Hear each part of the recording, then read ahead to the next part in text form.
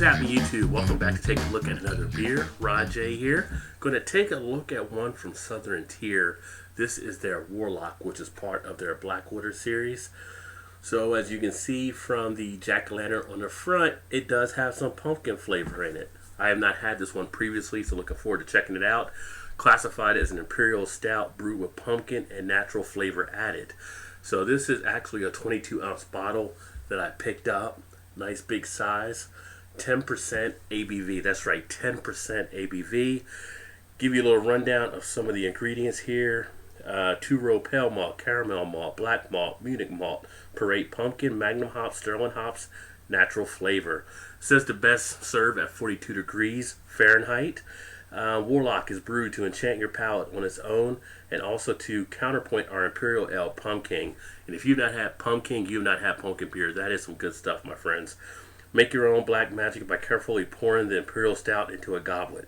Master of the underworld. Dark and mysterious, the Blackwater series is a series.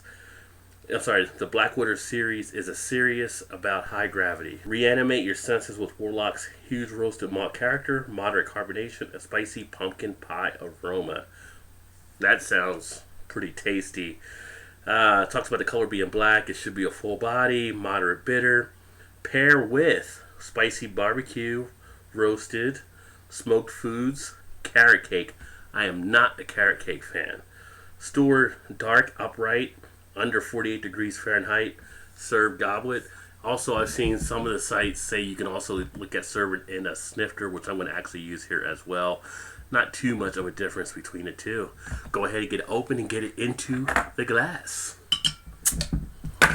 Looking forward to this one, my friends. I've kind of limited what I've drank for pumpkin beer this year, so I'm not actually too burnt out on it, so hopefully this won't affect me too much.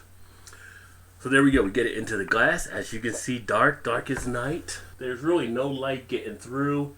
Pretty much can go ahead and call that a jet black color. The head itself, tan head, more of a creamier type head. Less than a finger, actually, of head as well. Cannot see any of the carbonation really taking place outside the bubbles that are basically floating on top of the head. Go ahead and get an aroma. Oh, aroma.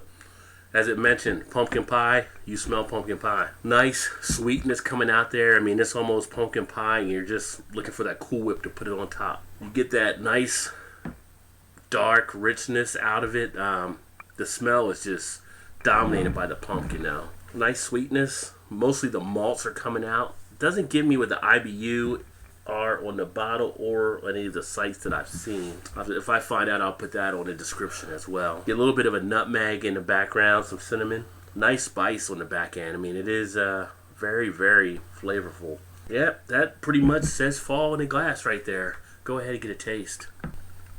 Wow. Great mouthfeel. Definitely full body. The flavors just open up nicely in the mouth.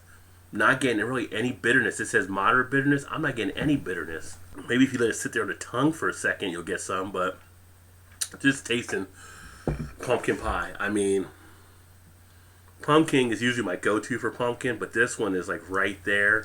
They say it's a counterpoint. I guess. I get pumpkin out of both of them. I do pick up a little bit of the alcohol on the aftertaste, but like I said, a wonderful mouthfeel. Flavors are just still there. Texture is slightly watery, which I wasn't expecting for a 10% ABV, but it does have a little bit of a watery texture. Very pleasant. Not really anything to complain about in this one. Carbonation is pretty good. Duration of the finish is very nice. Good long finish there. Another good one that I would like to have with a cigar. I told you I'm not a fan of carrot cake, but I can definitely see where this could be a good match for carrot cake. I wonder if it'll match with red velvet cake, though. That's what I'm wondering. Because if it does that, then I'd be like, ho, ho, ho. Very pleasant. I mean, it's just a nice dessert beer. I mean, you can have it with the main course, but you can have this just as a dessert, or you can have it with a dessert. And I think you'll be happy. Maybe with a little creme brulee. This is very nice. Let's see what the ratings say on this one. But we go out to Untapped, and then we got it at 4.05 average bottle caps. Rate beer 96 overall, 57 for style. Beer Advocate has it at 88, very good, which I consider to be low for this one. Yeah, I'm going to actually give this one an A-. The reason I'm going to give it A- is one, the watery texture. Not a big fan of that for my palate. And then two, a little bit of that alcohol aftertaste coming through, which is kind of hard maybe on a 10% ABV, but I've had some higher than this where they've kind of masked some of that taste. I think that comes through a little bit. So A-, still a solid beer. Definitely one I would recommend. If you like pumpkin, you're going to want to try this. This is some good stuff. Southern Tier Warlock. If you've had it, let me know. Put some comments in the comment section. Love to hear your feedback on it as well, but I'm a fan, that's for sure. Well, I'm going to go ahead and finish drinking this. Appreciate you swinging by to check out another video. And if you like what you saw, make sure you hit that like button. And of course, if you haven't subscribed yet, please do so you can stay up to speed on other videos as I do release them. But to that, I'm going to say cheers. Appreciate you taking some time out to check out a few minutes with me on another beer. Hopefully I'll see you in the next video. Cheers.